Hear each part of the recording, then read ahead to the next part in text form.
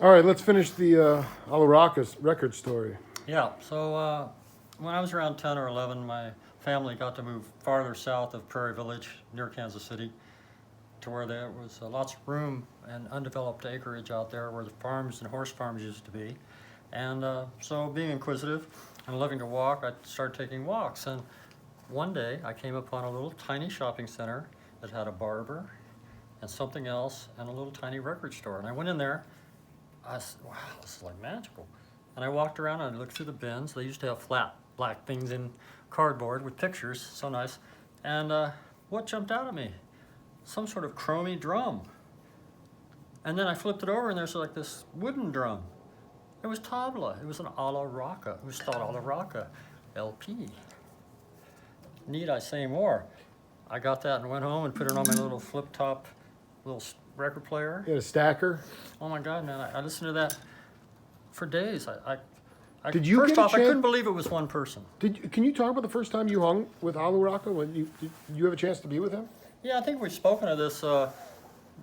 John Bergamo mentioned that Alla Rakha and Alla Rakha were going to play at a church in Pasadena, and I was there because of, so we went to the show, and of course, I later studied Sarod, which is what brought me to Northern California and had everything else happen. But so at that time, after the show, whenever we were just walking out with Alla Rakha and John Bergamo and some other people, we were actually leaving the church, going down this hallway with pavers, very long hallway, and Bergamo remembers, I was going to introduce, so he looks at Alla Rakha, this is my student, and Alla Rakha, we're walking, and Alla Rakha looks at me and goes, we've met before. And when there's a twinkle in his eye, and as I'm standing here talking to this great interviewer person, I was transported to somewhere else. Yes. In a flash. Yes. And it was like step banks on a river. Now I understand later that's what they're like in India. And swear to God. So was it like samadhi? Like you left your thinking mind at that point? Like you No, went I was thinking. I was just somewhere else in a flash. And then the interesting thing is, I had just enough time to go, what?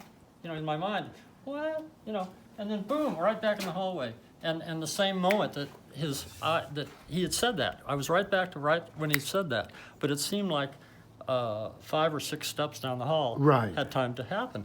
And so this is real, folks. Listen, let's just lay it out for what it is. Yeah, and, Loveless is the most grounded cat in the world, man. I can't explain it, but it happened. It's beautiful. And there's another thing that happens. Boy, did you have it? But I'm not saying that you obviously weren't a student of his, but Zakir was his son. You and Zakir were at the college together. Well, that was later. This was my John Bergamo teacher. So this was 60s, Cal before Arts. you This knew was even 70s. Zakir. This was 70s when I was at Cal Arts. Before Dig a Rhythm. Before I went up north, just before. Got it.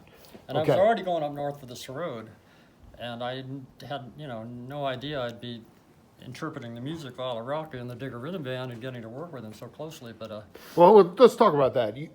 How closely? What was the essence of him as a Guruji? Because to me, his generation, Ali Akbar Khan, they gave all the knowledge away.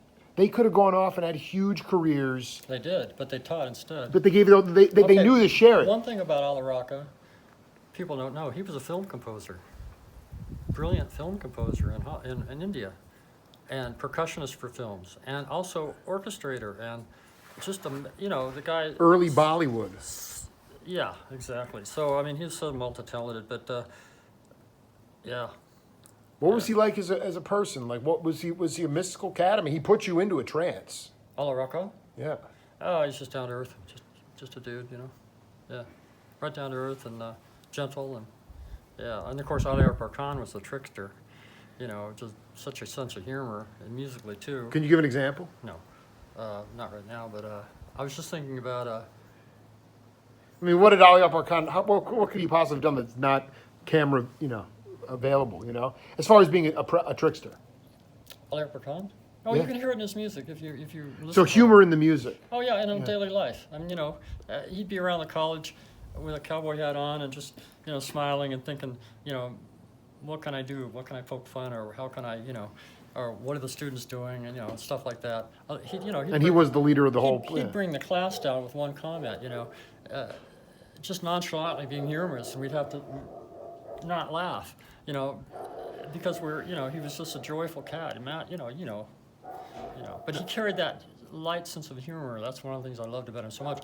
I got cured of pneumonia at his house because he was in India, and my girlfriend, half Persian girlfriend at the time, was good friends with Mary, and the only doctor I could get treated by wouldn't treat me if I didn't have a place to stay in Marin, and because the maestro was out of town for months more, so we didn't feel like putting him in danger, they let me recuperate there.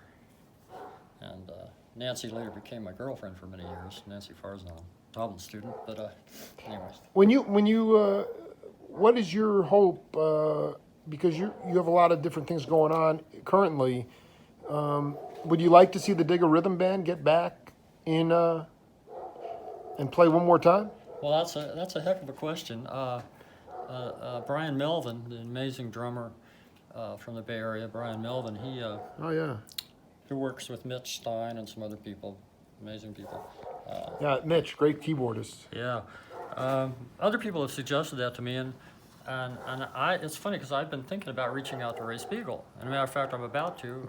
Well, he's gonna be. See, I mean, Tor. The other video I put up, Tor already commented. So I'm bringing the Digger Rhythm Band back. Well, I was just going to say that now that I'm moving to my house, I'll have guest rooms. Yep. I was going to reach out to Ray, saying, "Well, I'm not so keen on being in Woodstock, but if you can find your way out here, let's get together and have some fun and see what we can come up with no. We're looking at tomorrow. Just have some No fun expectations, on the only road. intention. Yeah, just have fun.